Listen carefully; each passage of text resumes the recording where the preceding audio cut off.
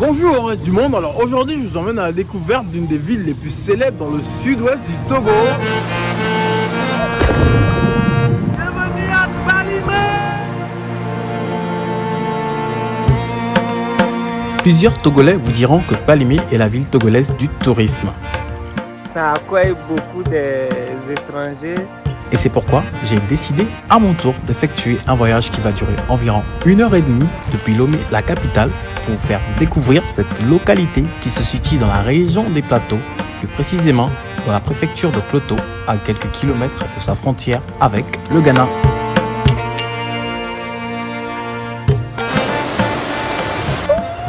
En bref, j'ai tout au plus 48 heures pour vous dire ce que cette localité a de spécial à travers des moments mémorables que j'ai passés auprès d'un peuple que j'ai trouvé très accueillant.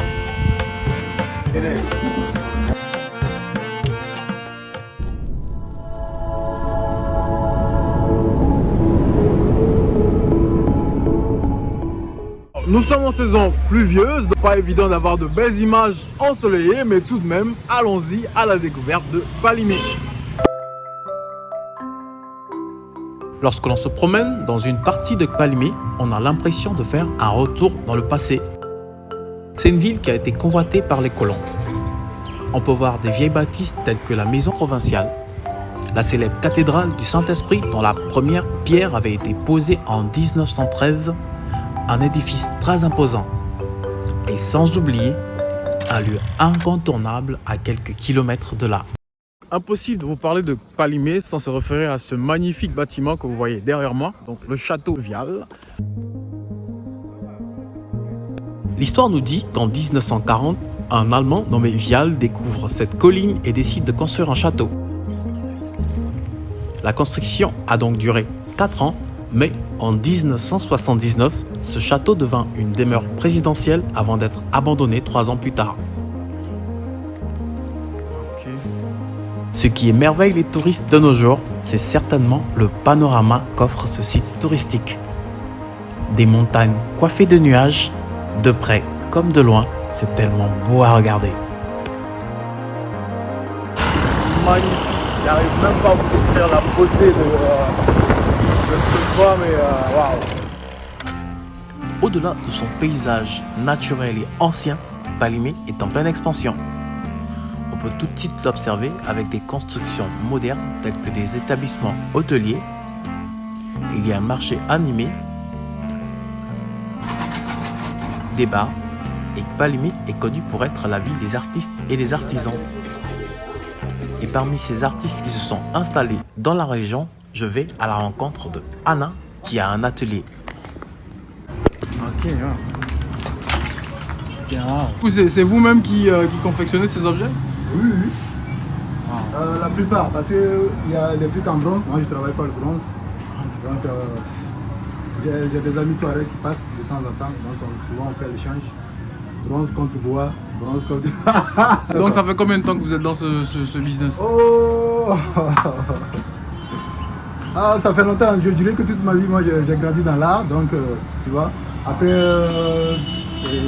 mon probatoire, j'ai pas eu ça. Donc je me suis lancé directement dans ça, tu vois. Voilà. C'est magnifique.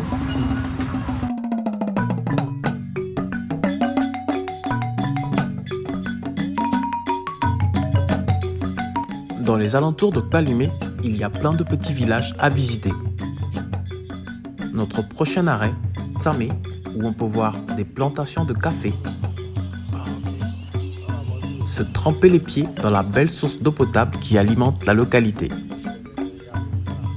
Mais aussi, on peut prendre part à la préparation du sodabi, une boisson célèbre au Togo que je vais tout de même goûter. En fait, c'est fait à base de vin de palme. Et maintenant, il est temps pour moi d'aller goûter. Venez avec moi. Alors, je dis d'abord bonjour. C'est moi qui dis ouais ça, non? Oui, tu dis Ndi? non, il dit. Oui.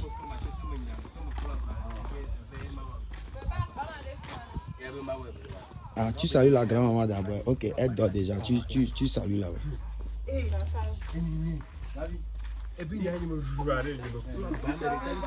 Oh, dis Dani ça.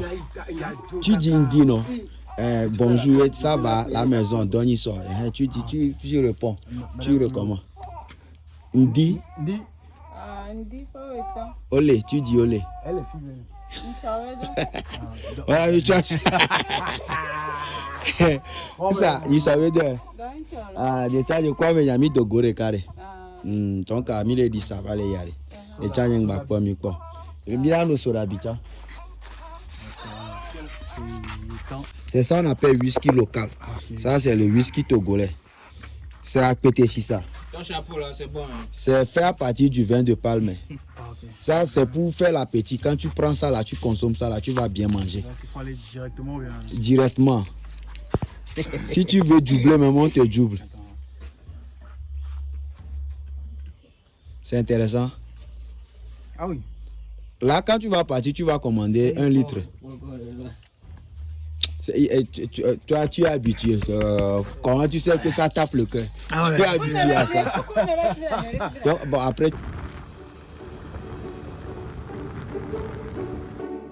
Après avoir goûté au sodabi, il est temps pour moi de vous faire découvrir l'une des véritables beautés de Kpalimé. Direction Pimé, où se situe la magnifique cascade qui est le lieu des rendez-vous d'un bon nombre de touristes. En se rapprochant de cette cascade, il faut faire attention, car c'est de là que le périple devient plus excitant.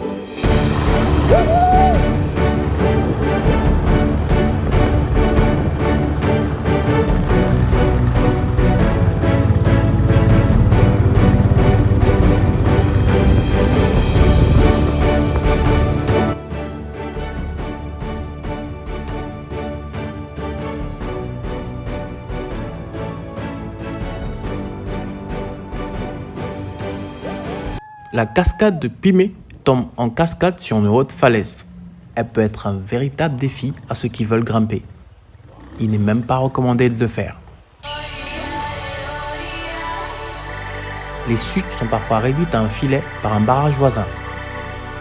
La cascade de Pimé sert de principale source d'eau potable pour Kpalimé et un paysage magnifique à contempler en longueur de journée.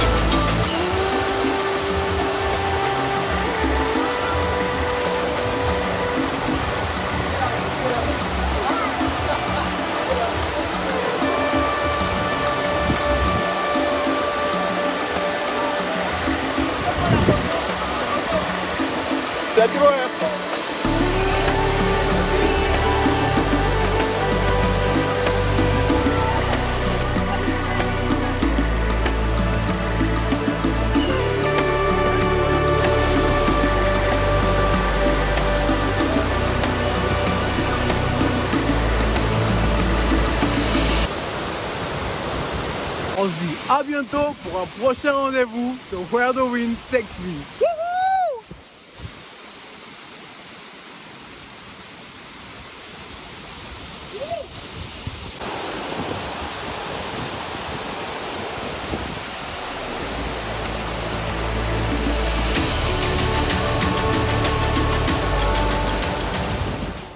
J'ai faim, je vais me taper un truc street food, donc c'est des mini chariots avec plein de trucs. En fait, on peut avoir des œufs, faire des spaghettis et puis voilà. Ça vit quoi, ça vit la nuit et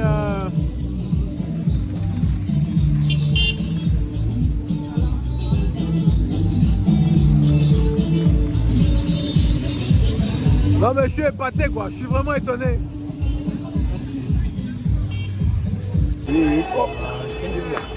Waouh.